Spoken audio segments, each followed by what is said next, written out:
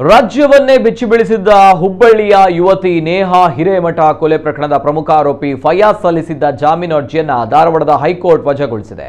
ಈ ಮೂಲಕ ಜಾಮೀನಿನ ಮೇಲೆ ಹೊರಬರಲು ಫಯಾಜ್ ಮಾಡಿದ ಪ್ರಯತ್ನಕ್ಕೆ ಮತ್ತೊಮ್ಮೆ ಹಿನ್ನಡೆಯಾಗಿದೆ. ಸುಮಾರು 1.5 ವರ್ಷಗಳ ಕಾಲ ಧಾರವಾಡ ಕಾರಾಗೃಹದಲ್ಲಿರುವ ಫಯಾಜ್ ಜಾಮೀನು ಪಡೆಯಲು ನಡೆಸಿದ್ದ ಕಾನೂನು ಹೋರಾಟಕ್ಕೆ ಮತ್ತೊಮ್ಮೆ ತೀವ್ರ ಹಿನ್ನಡೆ ಉಂಟಾಗಿದೆ. ಆರೋಪಿ ಫಯಾಜ್ ಪರ ವಕೀಲರು ನ್ಯಾಯಾಲಯದಲ್ಲಿ ಹಲವು ಪ್ರಮುಖ ಅಂಶಗಳನ್ನು ಮುಂದಿಟ್ಟು ವಾದ ಮಂಡಿಸಿದರು. ಮೊದಲನೇದಾಗಿ ಪೊಲೀಸರು ಫಯಾಜ್ನ ಬಂಧನ ಪ್ರಕ್ರಿಯೆಯನ್ನು ಸರಿಯಾಗಿ ನಡೆಸಿಲ್ಲ ಎಂದು ವಾದಿಸಿದರು. ಬಂಧನಕ್ಕೆ ಸಂಬಂಧಿಸಿ ಆತನ ಪೋಷಕರಿಗೆ ಯಾವುದೇ ಮಾಹಿತಿ ನೀಡಿಲ್ಲ ಎಂದು ಆರೋಪಿಸಿದರು. ಅಲ್ಲದೆ ಪೊಲೀಸರು ಈ ಪ್ರಕರಣದಲ್ಲಿ ಸರಿಯಾದ ಸಾಕ್ಷಿ ಮತ್ತು ಆಧಾರಗಳನ್ನು ಸಂಗ್ರಹಿಸಿಲ್ಲ, ಹೀಗಾಗಿ ಫಯಾಜ್ಗೆ ಜಾಮೀನು ನೀಡಬೇಕು ಎಂದು ವಕೀಲರು ಮನವಿ ಮಾಡಿದರು. ಇದೇ ವೇಳೆ ಇತ್ತೀಚೆಗೆ ಜಾಮೀನು ಪಡೆದಿದ್ದ ನಟ ದರ್ಶನ್ ಅವರ ಪ್ರಕರಣವನ್ನು ಉಲ್ಲೇಖಿಸಿ ದರ್ಶನ್ ಮಾದರಿಯಲ್ಲಿ ನಮಗೂ ಕೂಡ ಜಾಮೀನು ನೀಡಿ ಎಂದು ವಾದ ಮಂಡಿಸಿದರು. ಆದರೆ ನ್ಯಾಯಾಧೀಶರು ಸುದೀರ್ಘ ವಾದ ಪ್ರತಿವಾದಗಳನ್ನು ಆಲಿಸಿದ ನಂತರ ಫಯಾಜ್ನ ಜಾಮೀನು ಅರ್ಜಿಯನ್ನು ತಿರಸ್ಕರಿಸಿದ್ದಾರೆ.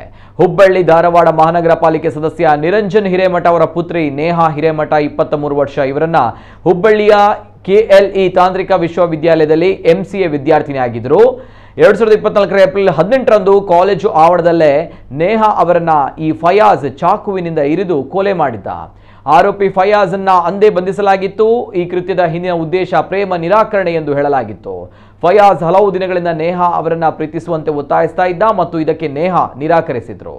ಆಕೆ ತನ್ನ ದಾರಿಗೆ ಅಡ್ಡ ಬರಬಾರದೆಂದು ಫಯಾಜ್ ಅನ್ನ ದೂರ ತಳ್ಳಿದಾಗ ಕೋಪಗೊಂಡ ಆತ ಆಕೆಯನ್ನ ಕೊಲೆ ಮಾಡಿದ್ದ ಎಂದು ಪ್ರಾಥಮಿಕ ತನಿಖೆಯಲ್ಲಿ ತಿಳಿದು ಬಂದಿತ್ತು.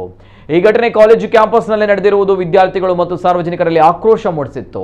ಈ ಘಟನೆ ನಂತರ ರಾಜ್ಯಾದ್ಯಂತ ಪ್ರತಿಭಟನೆಗಳು ನಡೆದಿದ್ವು. ವಿದ್ಯಾರ್ಥಿ ಸಂಘಟನೆಗಳು, ಮಹಿಳಾ ಸಂಘಟನೆಗಳು ಹಾಗೂ ರಾಜಕೀಯ ಪಕ್ಷಗಳು ನೇಹಾ ಹಿರೇಮಠ ಅವರಿಗೆ ನ್ಯಾಯ ಬೇಕೆಂದು ಒತ್ತಾಯಿಸಿದ್ವು.